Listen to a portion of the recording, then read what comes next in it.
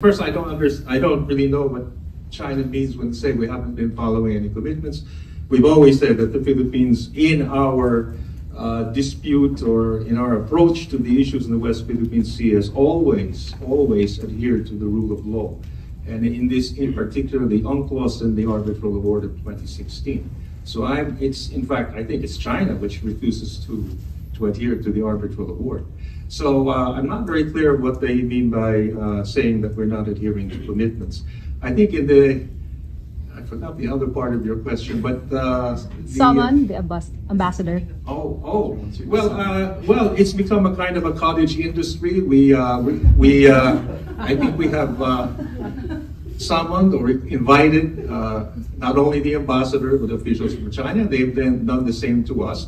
We've always made it clear, in every time we met the ambassador, of our position on the South China Sea. And in those instances when he was summoned due to the incidents, for example, in a UN shoal, we also made it very clear that China was not following the international law or the rules of law, and it was also practicing cases of harassment, and not only that, even using water cannons and lasers to prevent the humanitarian supply of food and other supplies to our military on a human shoal. So we have always made that clear to China.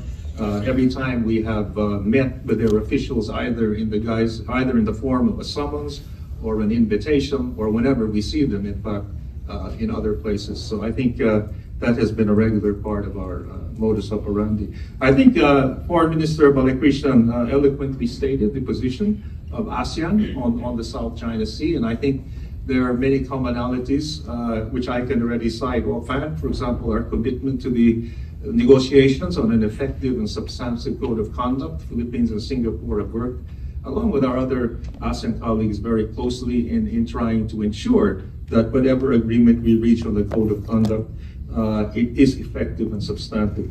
I can also cite a case where we have worked together with Singapore and other ASEAN countries. ASEAN has always come up with a statement of the South China Sea. But as you have to realize, because as the foreign minister explained, there are slight nuances in positions. We cannot always have the text that we want. But there's always been an ASEAN statement expressing concern over the situation in the South China Sea, concern over developments in the South China Sea.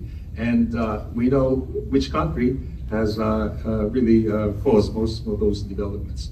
But I'll leave it at there. But I think very much in the line of Foreign Minister Balakrishnan, the ASEAN, the role of ASEAN in promoting regional peace and stability in our region remains paramount. And the notion and the principle of ASEAN centrality is still one of the important priorities of Philippine foreign policy, and I'm sure also the other members of ASEAN. So ASEAN is really trying to promote, in whatever way we can, through whatever measures, to promote peace and stability in our region.